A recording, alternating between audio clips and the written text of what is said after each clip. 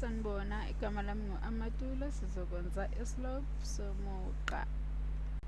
Lana bathi yini islope esiqukethe amaphoyinti u-7/2, -19/4 kanye no-2/3, 57/8. Ngizokwenza lesi sibalo ngoba abantu abasenzile bafuna sisenze ngale ndlela sisebenzise ifomula, kodwa mina ngusumlandeli wamafomula wokusebenzisa ifomula ungaboni. Mhlambe emva kokwenza lokho sizosebenzisa sibuke ukubonisa ukuthi ifomula yiyo ngokulinganisa umuqa. Manje uma nginamaphoyinti amabili asithi lana nginolilodwa elingu x1 no y1, ngiphinde futhi ngapha ngibe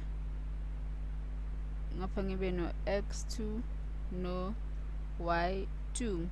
Islope somuqa basisebenzisa ngo m ukukhomba islope. U-m lona umele islope.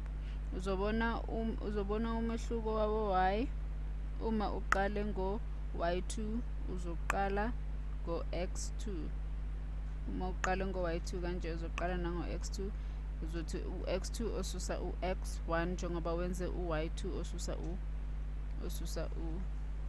u-y1. Ngakho-ke nala ngaphansi ngabo x uzokwenza into oyenzile ngale phezulu. Ngakho-ke na islope phakathi kwalamaphoyinti lawo womabili siyini? Uma ufuna ukwazi islope phakathi kwalamaphoyinti ukuthi siyini, manje masiqophe lokhu ukuthi kube u-x1 no-y1. Ngakho-ke u-x1 uzoba ngu-7/2 bese u-y1 uba ngu-19/4. Lokhu kokuqala, iphoyinti lokuqala lelo esilisebenzisayo. Bese-ke uma sesizosebenzisa iphoyinti lesibini, iphoyinti lesibini lona u-x2 wethu kuzoba ngu-2/3 bese u-y2 wethu kube ngu-57/8. Manje-ke sesingavele sikubhale lokhu. Singavele sikubhale lokhu njengoba sibhalile laphayana. Masikubhale ngendlela ukuthi u-m ulingana no-57/8 lingana no-57/8 osusa ngo-19 osusa ngo-19/4 udividwa ngo-2/3. ngo-2/3 lamanani siwathatha laphayana kulamaphoyinti abasinikeze wona, bese kuloko kususa ngo-7/2. Lana ibuka inzima ngoba kunzima ukusebenza ngama-fraction, kodwa ziningi indlela ongazenza ezokuxazulula inkinga enjena enama-fractions. Ziningi indlela ongazicabanga, kodwa ithi ngivele ngiyenze lana.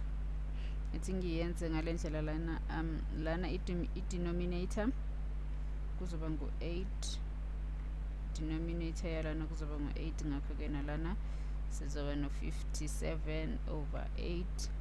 ngapha ngiphindaphinde ngo-2 ne, ngiphindaphinde ngo-2. Ngibhale ngombala ofana nayo. Ngiphindaphinde ngo-2 ngathola u-8. Ukuze ngithole lo 8 lona ukuthi ngiphindaphinde ngo-2 ngathola u-8. Ngakho-ke nalana ngithola u-28 ngoba u-19 uphindaphinda ngo-2 ungu-38. Ngapha-ke ngaphansi i-common denominator yakhona ngu-6. Ngakho-ke sizothi lana uma uthi u-3 ophindaphinda ngo-2 uzokunikeza u-6, bese u-2 ophindaphinda ngo-2 uzokunikeza u-4. Kanjena kuzoba u-4/6 bese u-2 ophindaphinde ngo-3 uzokunikeza u-6. Manje-ke lana bese u-7 ozophindaphinda ngo-3 yena uzokunikeza u-20, uzokunikeza u-21. Masixazulule-ke lana, masixazulule phezulu lena naphezulu ke masicazulula ngoba i-denominator yakhona uyabona ingu-8 manje masicazulule lokhu okuphezulu soyixazulula u-57 umususu 57 ngo-30 ngo-37 zokunikeza u-20 lana ithi siqale senze lena lana kuzoba ngo-19/8 zokunika u-19/8 lana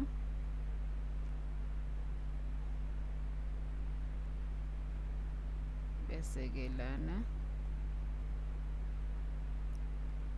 lo 57 osusa ngo-37 nguye lona ozoba obengaphansi obengu-19 ungamangali ukuthi ubuyaphi nguye obengu-19 bese masiqhubeka lana u-19/8 uzophindaphindwa ngo-6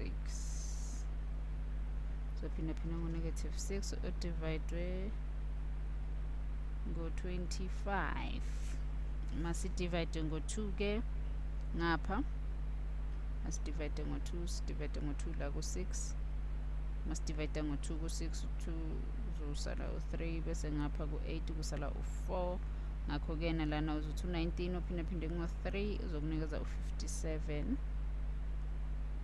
uma wenza lokhu uthi u-19 ophindaphinde ngo-3 uzokunikeza u-57 19 times 3 phindaphinde ngo-3 uzokunikeza u-57 kanjena bese ke lana u-4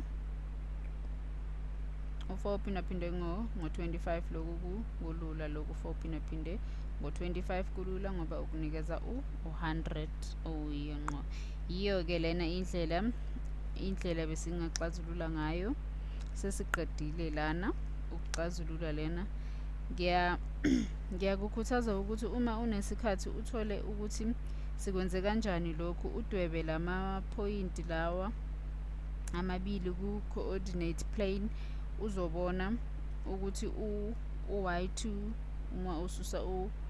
uma esusa u-y1 ushintsho luka-y bese no-x2 uma esusa u-x1 ushintsho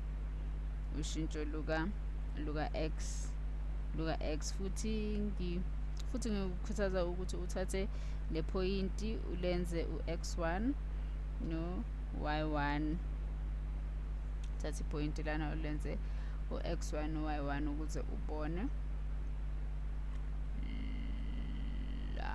lento engikhuluma ngayo lana ukuthi uthathe iphoyinti leli ulenze u-x1 no-y1 bese ulenze u-x2 no-y2 uzobona ukuthi uzothola impendulo efanayo ngisho ukuthi lesiqale ngayo wena ugcine ngayo kanjena uzobona ushintsho luka-y noshintsho luka-x ukuthi ama-coordinate wakhona azokunikani kumele akunikeze impendulo efana nale esitholile sithole u-57/100 ngakho-ke nayo le ozoyisebenzisa uma uzoqala ngalawa